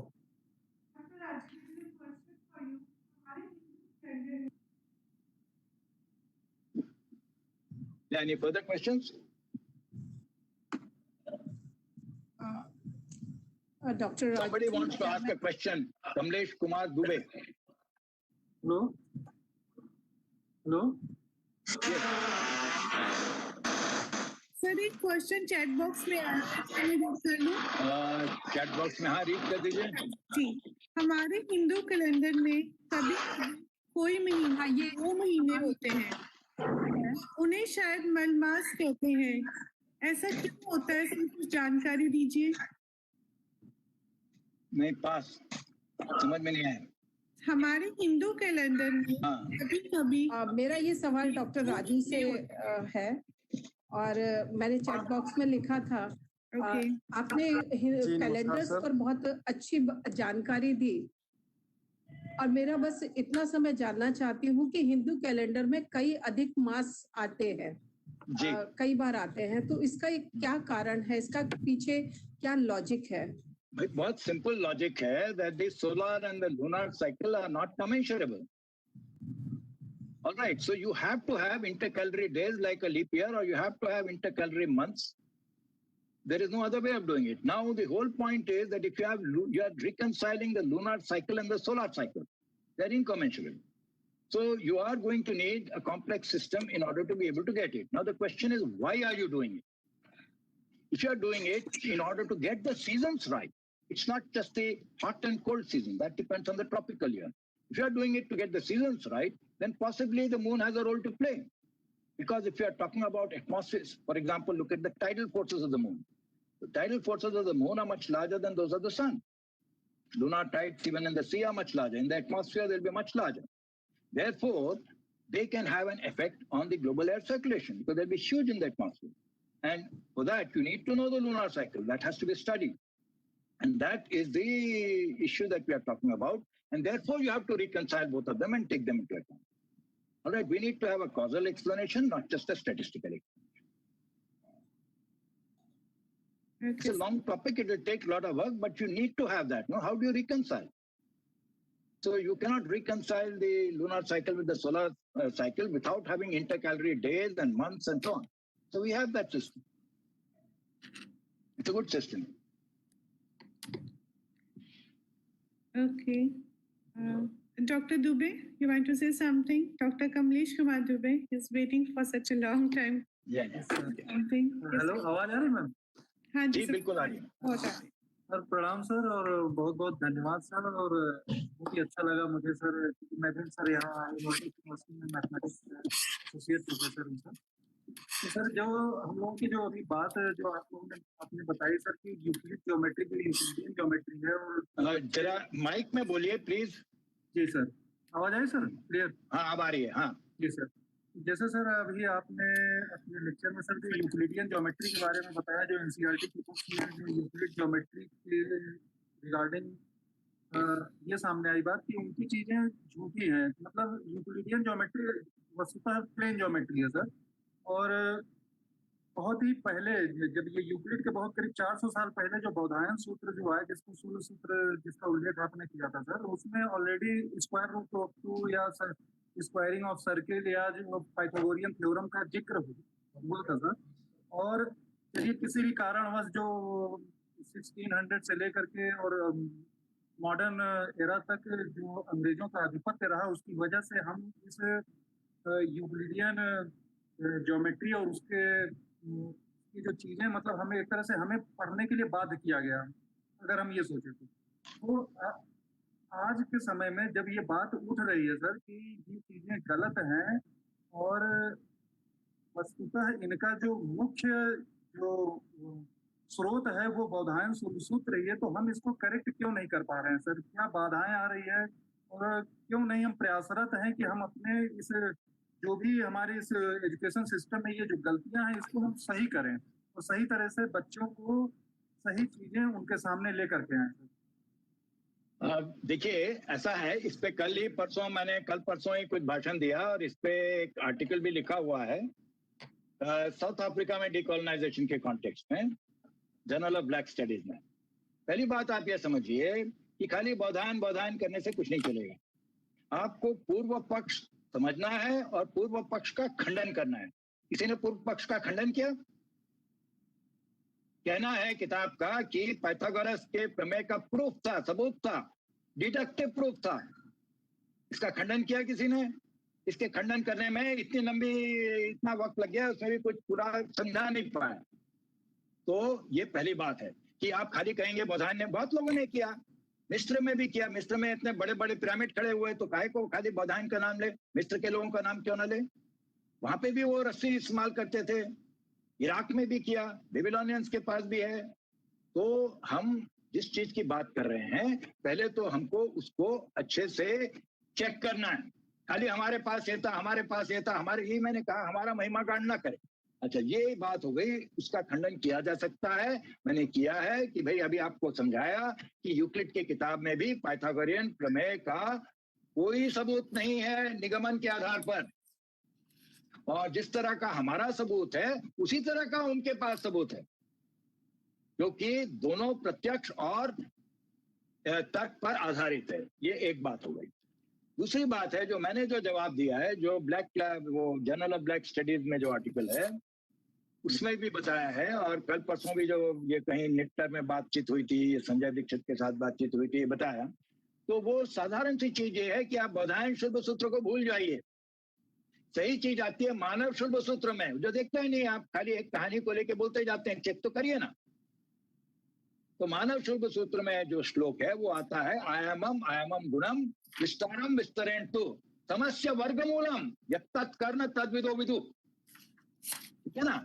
तो आप rectangle को लो, उसकी length को लो, length से multiply करो, breadth को लो, breadth से multiply करो, सबका स्क्वायर रूट लो। अब स्क्वायर रूट की जो बात आ गई, तब आप कह सकते हो कि स्क्वायर रूट निकालने की ग्रीक विधि क्या थी? ही नहीं, उनके पास फ्रैक्शन नहीं था। लीप ईयर क्यों डाला? लीप ईयर इसलिए डाला कि फ्रैक्शन लिख ही नहीं सकते थे रोमन न्यूमरल में, तो खाली अपना इंटीजर लेके कैलकुलेट करते थे, इसलिए 4 साल में 1 डाल दिया। ऐसा नहीं कहा 1/4 है या 0.25 है, बोल ही नहीं पाए। तो उनके पास में जब भिन्न ही नहीं था तो वर्गमूल कैसे निकालते हो? वर्गमूल तो निकाला है, जैसे आपने सही कहा, स्क्वायर रूट ऑफ 2 को निकाला है, उसको सविशेष कहा है। अब उसका फलसफा आ जाता है कि आप सविशेष कहते हो यानी अवशेष के साथ कहते हो, और वो जो मैथमेटिक्स एग्जैक्ट, ये एग्जैक्ट नहीं है, इनएग्जैक्ट। सविशेष का मतलब ही इनएग्जैक्ट है। तो इनएग्जैक्टिट्यूड जो मैंने बात की, जीरोइज्म की, शून्यवाद की, उसमें इनएग्जैक्टिट्यूड को देखना है आप। तो ये बहुत ही कॉम्प्लेक्स चीज है। इसको सबसे पहले आप ये बात रखें कि खाली हमारा ये था, हमारा ये था, हमारा ये था बोलने से कुछ नहीं होगा। हमारी परंपरा है कि पूर्व पक्ष का खंडन करना चाहिए। आपने किया क्या? ठीक है, अपने बच्चों को 9th 10th हाँ, वो करना बहुत जरूरी है, वो आपने नहीं किया। उसके लिए आपको ये जानना जरूरी है कि आर्यभट्टावादी क्यों करवाते हो? कुछ कोई बोल रहा है तो मैथमेटिक्स का जो फलसफा है वो जानना जरूरी है, पश्चिमी फलसफा जानना जरूरी है। कोई कुछ कह रहा है? Thank you so much, sir. It was such a wonderful interaction with you. I request our coordinator, Arvind sir, to sum up this session and give a vote of the thanks to our eminent speaker, Professor Raju. Oh my God, I have taken 2 hours, 2 hours session. Oh, ma'am, Jagdish sir, you have a question for sir. Jagdish Rai sir have a question for the sir. So Okay, 11:30. I'm unmuting. I am prepared to answer. I have no problem. You are willing to give me the time. Sir, our former Vice Chancellor of this university, sir, do you want to raise any Please. question? Please.